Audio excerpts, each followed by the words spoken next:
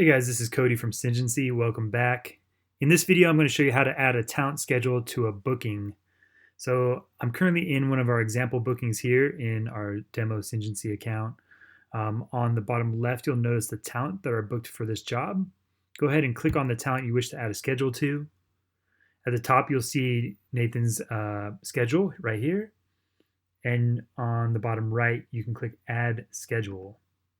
From here, you enter in your details. Just make sure the dates line up accordingly. So we'll just book it out here for November.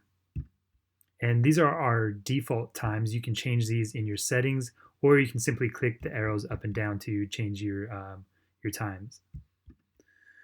From the drop down here, you can select your type. We'll go with option for this one, and you can add your location and any notes you may have for the schedule. Go ahead and click save. Now it's updated. You can also go into here and view Nathan's profile, and on her calendar you'll see in November there's our booking here, and it updates accordingly, just like so.